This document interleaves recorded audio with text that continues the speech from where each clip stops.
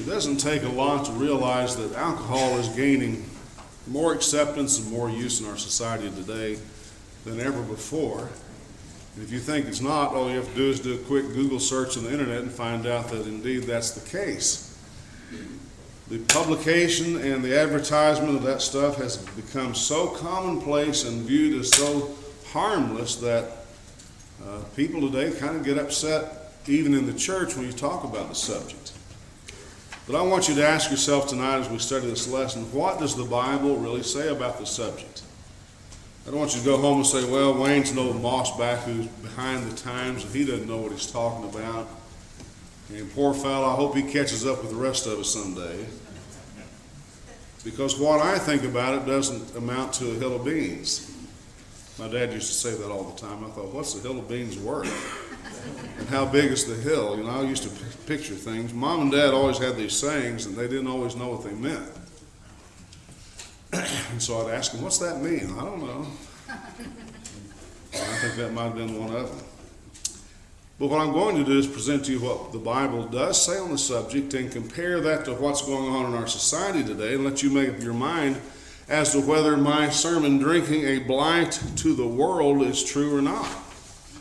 And you go ahead and let me know what you think, and don't just accept what I say because I say it, or believe what I believe because I've said it. Check the Bible and see, what does the Bible say, and should I harmonize my thoughts on this subject with what the Scriptures actually say?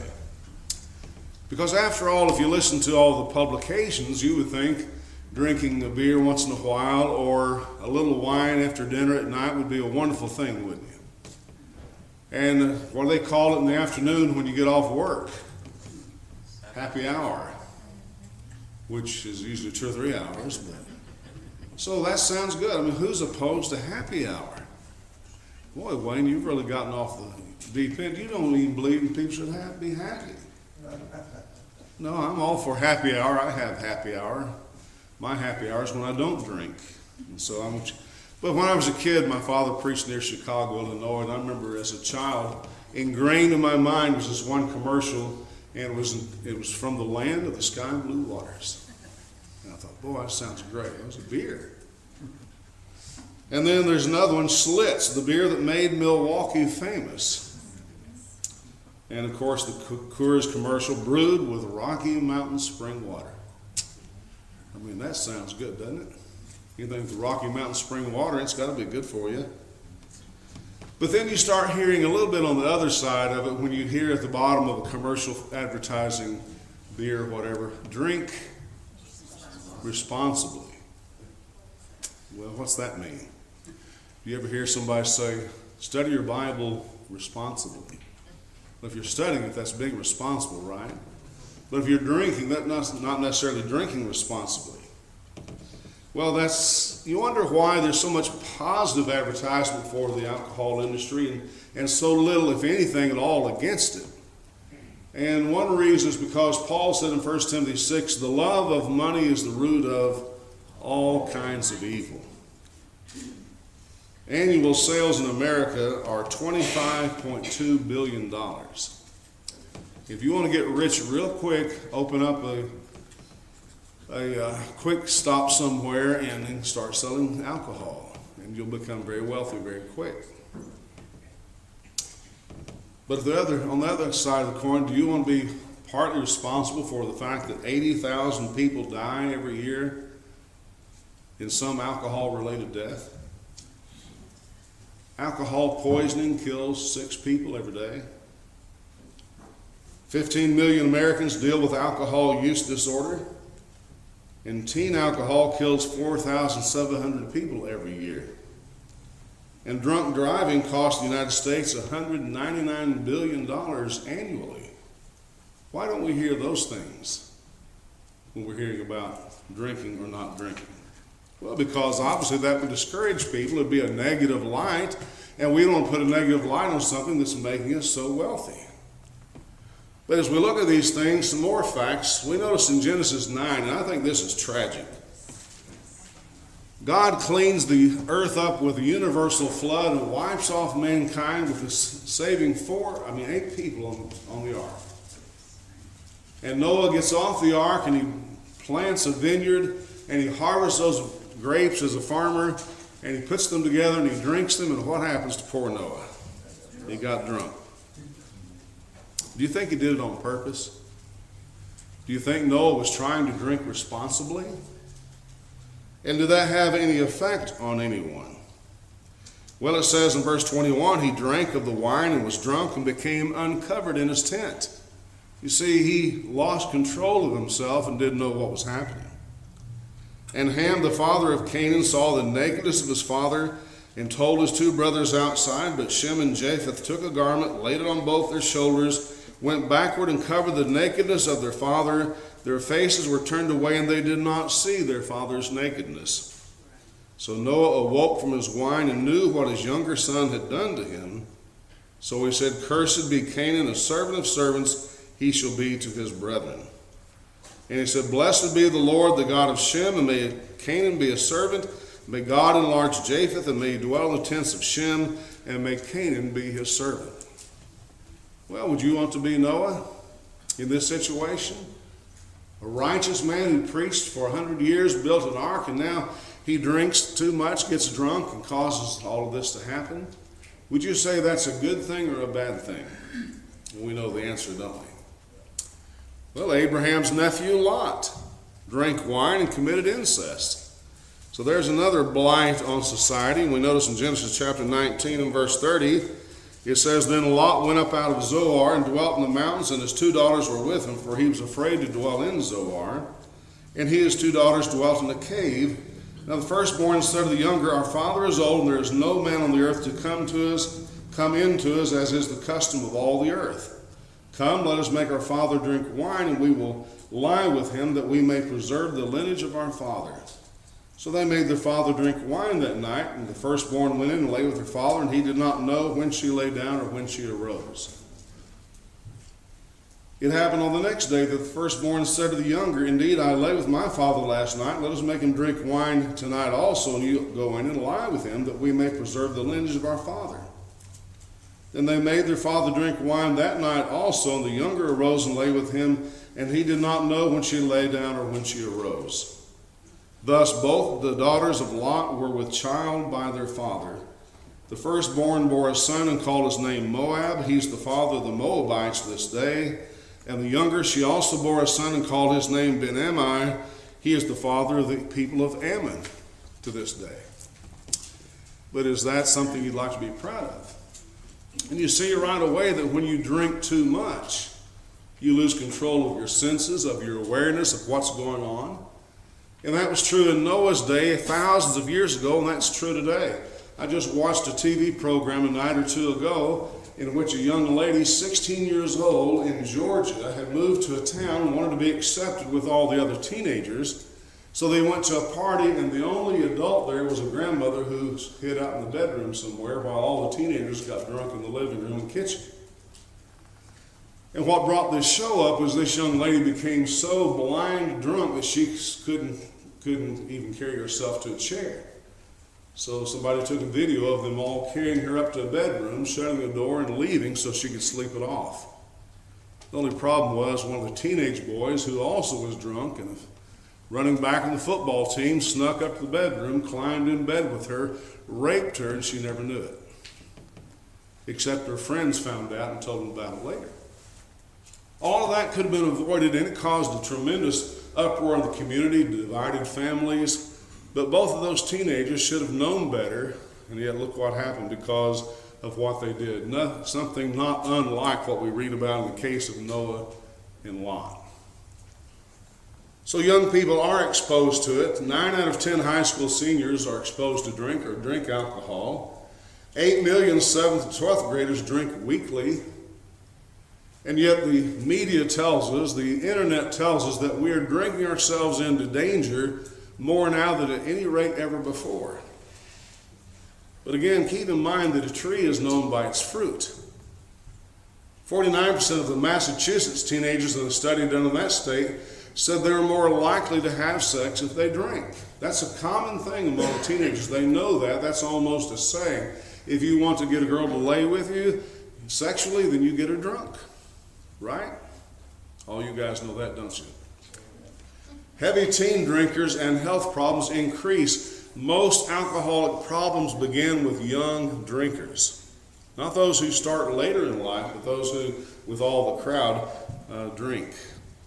Alcohol dependency leads to depression, which is interesting because one of the advertisements people make is, well, when I get home at night, I want to sit in my chair and take a little glass of wine and kind of relax. Well, what you're doing is adding to your depression, because things like that are depressants.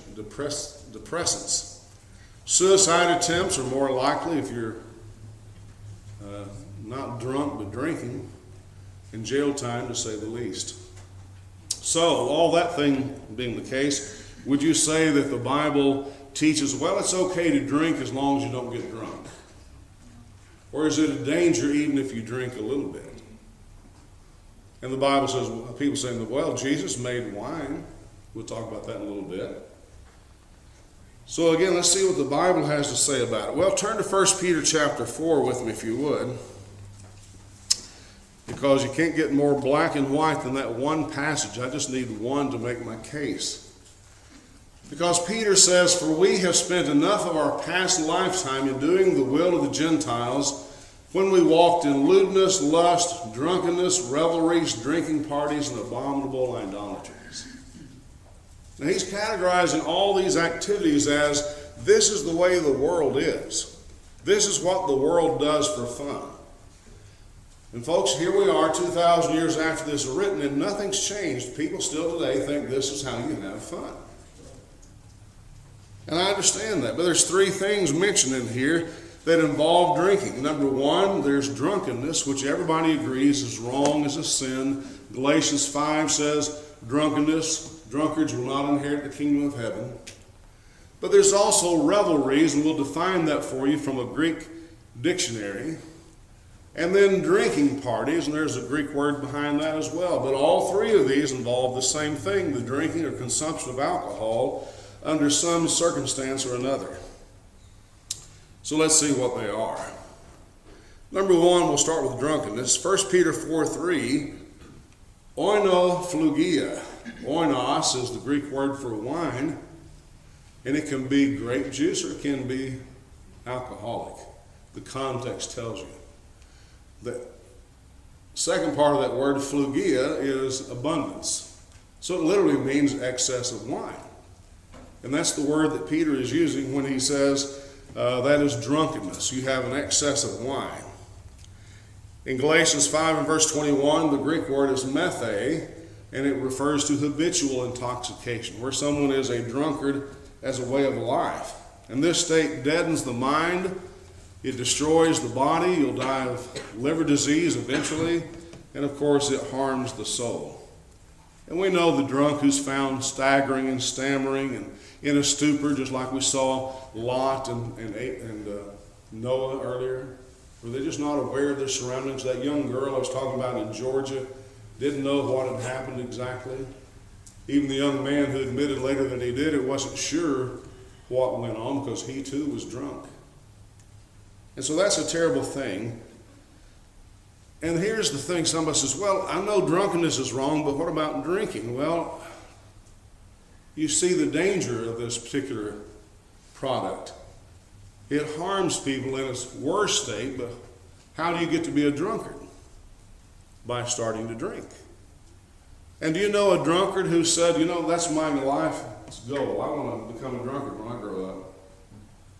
But I've literally talked to people who had their lives ruined by alcohol. I talked to a man in Kilgore, Texas one time. He was helping us with a house loan. We were trying to buy a house. And he had a picture of his wife and children behind him, except he had become an alcoholic, lost his wife, she divorced him over it, lost his children, lost custody. And so here he is trying to rebuild his life at the age of 40, all because of alcohol. If he hadn't taken that first drink, he'd never become drunk. And nobody can make that argument to say, yeah, but I know how to hold my liquor. You don't always know that, do you? And so there's the danger of it. So this past week in the Citizen that I get from up in Platte County, on page 1, an article entitled, Mother Bound Over to Division 1. It caught my eye and I read the article. And the sad thing was, this young mother caused her daughter, who's aged 5, back on June the 27th of this year, to die from injuries sustained in a car accident. And the mother was taken to jail because she was caught drinking.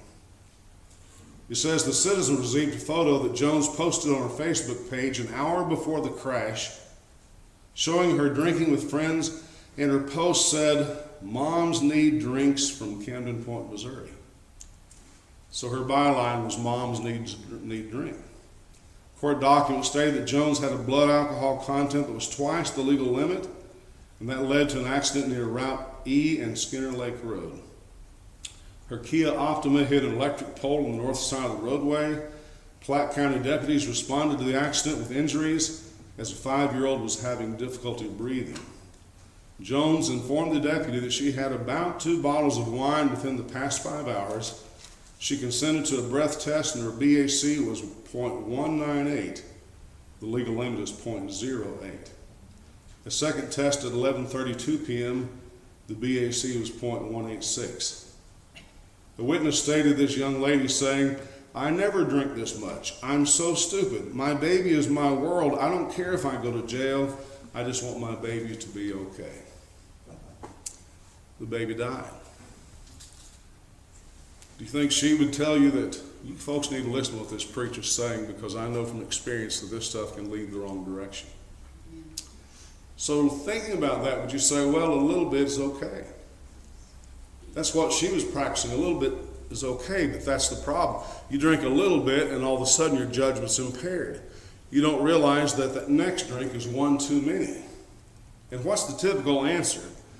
That somebody pulled over on the road for drinking while they're driving. You know what they say? I've watched these cop shows on TV, and the common answer is, "Sir, have you been drinking anything? You can smell the alcohol coming out the window." And they always say what? "Oh, I had a couple of beers." You know, they could have had 20. They're going to say, "I had a couple of beers." They'll serve you, step out of the car, he steps out, he can't walk a straight line. And he denies he has a problem. And how many people have been killed by drunk drivers? When my son Randy was a teenager, he wanted to buy my pickup truck, so I let him buy the pickup truck. And I said, "Randy, when I want to borrow this to haul things, you got to let me borrow it." "Okay, no problem, Dad." He didn't have that thing just a few months, and he and Kevin were out on a trip with their friends on a Friday or Saturday night. I said, "Get home by midnight," so he's trying to get home by 12 o'clock. Right out here on Highway I-29 to 64th Street, they're coming home, and as they're coming home, they're coming right underneath that overpass, and the drunk driver pulls right into them and smashes into them. And the driver took off and went up the highway trying to get away from it, and they found his car with blood and hair on the dash right up here at Berry Road. And it turned out that this fellow was a recurrent drunk driver. And a fellow from Liberty, who was a police officer, called us and said, "Would you prosecute this fellow? He did the same thing to me a few months ago, and I let him off the hook. I felt sorry for him. Now he's done it again. Would you just go ahead and prosecute him?" Well, you see, that's the problem. Millions of people have a drinking problem, and they don't want to admit it, and it causes more and more problems. So we all know drunkenness is bad, but you'll never become a drunk if you never take a drink. But somebody says, "But do I have to go that far?" Well, let's see what the next step is in 1 Peter 4 and verse 3. It's that word revelries, or reveling.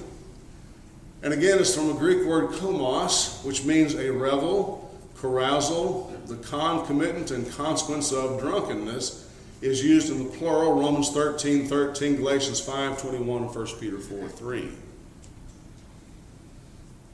But at the same time, commentators refer to this word to say in the Greek world where this came from, it refers to somebody who's intoxicated, but not so much so as to miss the party. So it's intoxication plus merrymaking. That's obvious because it's the word revelry. You're having a party, you're having a good time. That teenage drinking party would be revelry, komos. And Peter says we spent the enough of our past lifetime living like the world does, living like the Gentiles do, so we don't want to do that anymore. And so that's another one. And then the third word is the Greek word potos, which means drinking, especially in small amounts. This is the wine sipping. Trench even says, who's another scholar on the Greek language, says, not of necessity excessive. Well, obviously, the previous two words involve excessive drinking. One's the blind drunk. The next one is the intoxicated guy, but he can still enjoy the party. But now we come to word number 3 in the drinking party is where you get together with a small group and you have a little bit of alcohol, but not so much that it's excessive. And Barnes commentary on the New Testament says the idea in this passage is that it is improper for Christians to meet together for the purpose of wine, drinking, and toasts. And this Barnes fellow, if I'm not mistaken, was a Presbyterian. So they're not opposed to drinking in general, but here's the fellow who says that's what the word means. So there you have 3 different levels. This is the cocktail party, the wine sipping, having a few drinks with boys, or even going to happy hour. Now, if you read 1 Peter 4:3 and you understood these words to mean what they mean, what would you think God is saying to us about drinking? You'd have to say, well, these 3 terms basically cover the gamut of drinking. Proverbs 20 and verse 1 says, wine is a mocker, strong drink is a brawler, and whoever is led astray by it is not wise. Is that a comment saying, go right ahead and enjoy a little bit? You say, no, if you partake of that, you're not very wise. And certainly that is the truth. Proverbs chapter 31, verses 4 through 7. It is not for kings, O Lemuel. It is not for kings to drink wine, or for princes intoxicating drink, lest they drink and forget the law and pervert the justice of the afflicted. Give strong drink to him who is perishing, and wine to those who are bitter of heart. Let him drink and forget his poverty, and remember his misery no more. Now, obviously, that's sarcastic advice. Let the fellow who wants to die early drink. Give it to him. But you're a king. You're a leader of people. You're influential. Don't be drinking and messing around with this strong drink stuff. And Solomon, who wrote this, although by inspiration, certainly knew exactly what he was talking about, didn't he? Because if you go back with me to Ecclesiastes, which is the book of trying everything in life to see what works and what doesn't. In chapter 2, he tries what we call today wine, women, and song. And he says in verse 1 of Ecclesiastes 2, I said in my heart, come now, I will test you with mirth, therefore enjoy pleasure. But surely this also was vanity. I said of laughter, madness, and of mirth, what does it accomplish? I searched in my heart how to gratify my flesh with wine, while guiding my heart with wisdom, and how to lay hold on folly, till I might see what was good for the sons of men to do into the heaven all the days of their lives. So Solomon says, all right, I'm not going to take anybody's word for it. I'm going to try it out. And I've literally had people, Christians, tell me, well, Wayne, you don't drink, so how do you know what you're missing? I've had friends who drink. I've had alcoholic relatives. I've seen what it does. And it never made anybody's life better. It always made it worse. And I'll be honest with you, I haven't missed it. And I'm the kind of guy who likes to have something to drink. I'm always drinking water or tea or Diet Coke that Emily's trying to break me of. She said, have you read about that stuff? Yeah, I read it. She said, why are you still drinking? I said, because I like it. You need to stop that stuff. I know it. My sister's a nurse and she read the same thing and she drinks it. So can you imagine if I started drinking wine? I'd be a wino. I'm sure I would. And there's probably some genetic background to back that up. And how many of you sitting there have relatives who have alcohol problems? I do. I bet every one of us, we look far enough, we'll find somebody. If it's not you, it's one of your friends. And I'm not saying anything bad about you. That just shows you how prevalent, how dangerous this drug is. And yet it's becoming more and more popular all the time. That's because people are not being made aware of the dangers that are out there because of this stuff. So then in verses 10 and 11, Solomon said, whatever my eyes desired, I did not keep from them. I did not withhold my heart from any pleasure, for my heart rejoiced in all my labor, and this was my reward from all my labor. You know what he just said?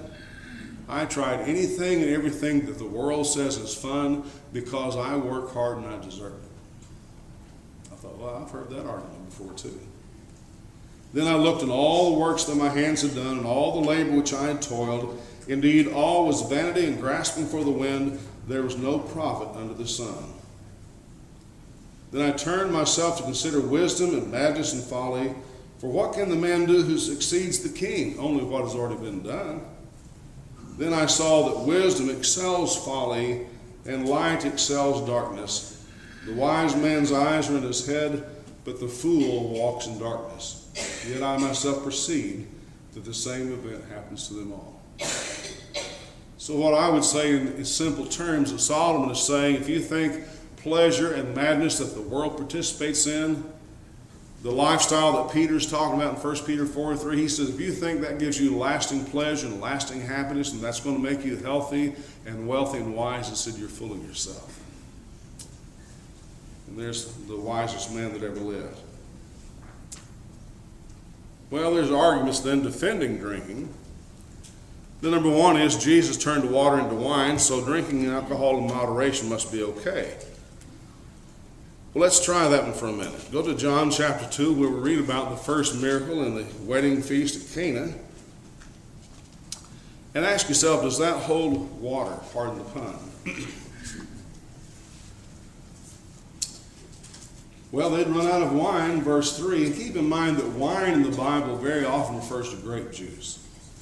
That's the first misconception people have. It can refer to intoxicating beverage, and how you know the difference in the New Testament is the context. So let's look at this, and I've actually talked to a Greek teacher I had one time. I said, is the wine in John 2 alcoholic or is it grape juice? He said, it's alcoholic. I had another teacher say it's grape juice. So you tell me. The context will tell you. Well, it says, when they ran out of wine, verse 3, the mother of Jesus said to them, they have no wine.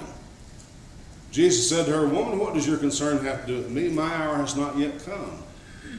And I'll be honest with you, this day I'm still not sure what that means. Unless Jesus is saying, Mom, I'll take charge of my own ministry. When I decide to start working miracles, I'll do it. You don't need to encourage me to do it. That's the best I can get out of that. And that sounds like a doting mother. Wouldn't you say, you should see my son Jesus. He can work miracles. But then the other side of the coin is, he listens to her. So the mother says to the servants, whatever he tells you to do, do it. So there were set there 6 water pots of stone, according to the manner of purification of the Jews, containing 20 or 30 gallons apiece. So multiply 20 gallons, the minimum, times 6, you've got 120 gallons, right? Jesus said to them, fill the water pots with water, and they filled them up to the brim. And he said to them, draw some out now and take to the master of the feast. And they took it. When the master of the feast had tasted the water that was made wine, and did not know where it came from, but the servants who had drawn the water knew, the master of the feast called the bridegroom, and he said, every man at the beginning sets out good wine, and when the guests have well drunk, then the inferior. You have kept the good wine until now. So we know it's good wine, but in the Bible times, is good wine fresh grape juice, or is it intoxicating wine? Well, if it's intoxicating wine, then Jesus just became bartender. And not only did he give them 120 gallons of strong wine to drink, they were already well drunk. And any bartender knows that there's a limit that people have, and you're contributing to their demise if you continue to feed them liquor when they don't need any more. So if I say John 2 tells me that Jesus turned water into wine, therefore I can, then I can get me a part-time job down at the bar on Friday and Saturday night and serve liquor and try to give advice to people while they're drinking. How many of you would think that's wise advice? And how many of you would be glad to say, you know, our preacher Wayne, he's a bartender on Friday and Saturday, but boy, he sure preaches a mean sermon on Sunday morning. Imagine me being down there and passing out wine and alcohol to these people and say, is this all you do? No, I have another job. Well, what is it? I'm a preacher. You know what they would say, every single one of them? What? Thank you, Bill. Were you there? What are you doing here? Because those people know, the people of the world know, that if you're claiming to be a Christian, you shouldn't be participating in the things that the world participates in. So that doesn't work, does it? So my question always is, do you think Jesus was a bartender? Nobody thinks that. But Jewish marriage feasts were sacred events that excluded alcoholic beverages. That's a historical fact. So when a fellow who's a Greek scholar says, well, John 2 and that wine oinos there is alcoholic, you know what that guy's telling me? He believes in social drinking. Right. He can't objectively answer that question. Good wine was not intoxicating. Next argument is, 1 Timothy 3:8 says deacons are not to be given to much wine, a little is okay. Well, much wine doesn't condone a little wine. But on the other hand, Paul also gave Timothy the advice, take a little wine for your stomach's sake. Wine, doctors will tell you, has a medicinal value in very small amounts. And so if it's scriptural for a Christian to drink a little wine medicinally, then you couldn't tell a deacon to, don't drink any wine at all. And so that helps explain that, I think. But again, I think the wine here is referring to grape juice. And I'll tell you another personal story. I went to my doctor, and Emily went with me on this occasion, so she was witness. Very good doctor up here on Oak Street. And my cholesterol was high. And she's saying, you need to get your cholesterol down. She told me at the end of our visit, she said, if you'll drink a glass of wine at night, it'll bring the good cholesterol up and the bad cholesterol down. And I just looked at her. And she looked at me, and then she looked at Emily. And Emily just stared at her. And she kind of hung her head. She says, well, grape juice will do the same thing. I thought, why didn't you say that to start with? But of course, obviously, that's the popular thing. A little wine is good for you. But it does show you it has medicinal value. And under a doctor's orders, maybe that would be an acceptable thing. But again, you're always taking a chance when you drink alcoholic wine or beverages like that of endangering yourself and becoming an alcoholic. Another argument. Paul told Timothy to take a little wine for his stomach's sake so we can drink socially. His suggestion was to use it as a medicine. Can you imagine a group of people getting together? Come over to the house after work today. We're going to get together and pop ibuprofens. Ibuprofen's okay, right? But if you do it socially, that's not the same thing. Who would do that? Well, people do take, we do have another problem in our society. And Steve can back this enough that some people get hooked on prescription drugs. And that would put it in the same category that we're talking about tonight. So using wine as a medicine is not equal to social drinking. Again, there was no way to keep grape juice unfermented in Bible times, so people had to drink intoxicating wine, therefore we can too. People who make that argument either don't know Bible history or they're willingly ignorant of it, because the fact of the matter is, that is modern conceit. Sometimes we think we're the smartest people that ever lived, and that's not the case at all. To prove that point, how did the Egyptians make pyramids? We still don't know. There's a lot of theories, a lot of ideas, a lot of science by modern people today, but they still don't know exactly how the Egyptians made pyramids with the ancient tools they had. Well, maybe those people weren't as ignorant as we think, and maybe they had more tools than we know.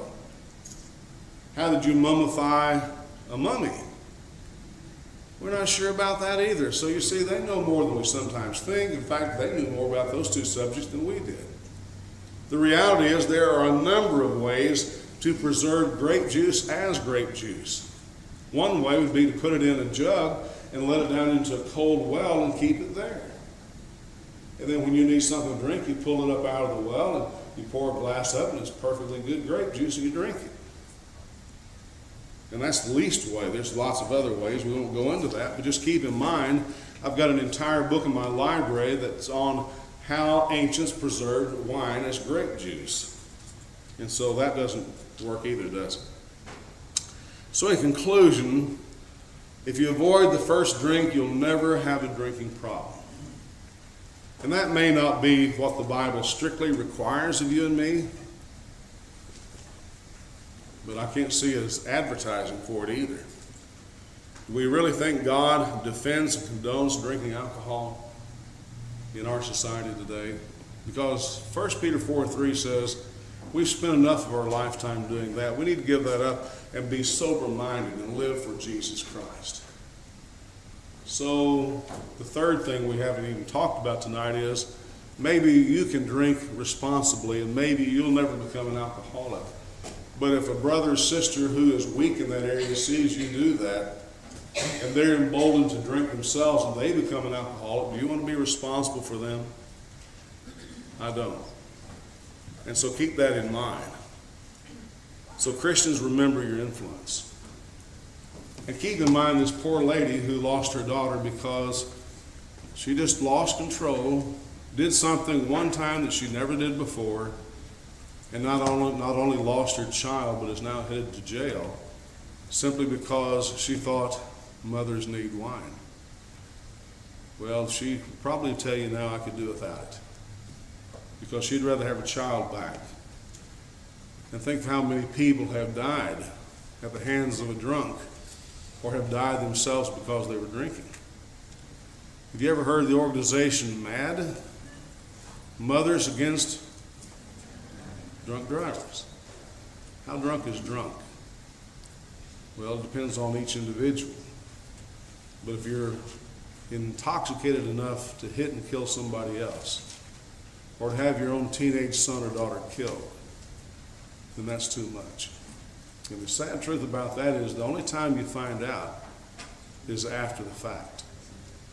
So do your own research on the internet. It is abundantly evident out there from Alcoholics Anonymous and other groups what dangers there are with drinking any kind of alcohol in any amounts for any length of time, and how we have millions of Americans who have a serious drinking problem and they can't seem to defeat it. And ask yourself, if I never took another drink, could I be happy and go to heaven? And the answer is absolutely yes. The other question is, can I drink a little bit and still go to heaven? And the answer is possibly. But would you like to play around with your soul's well-being? Would you like to do like that mother and one time drink one glass of wine too many and go out and have a wreck and kill somebody? If you do that, you'll spend the rest of your life regretting that choice. And so while churches in America are shying away from lessons like this, I'm just simply giving you, here's what the Bible says about it. Here are the facts from our society. Here's what alcohol can do to people.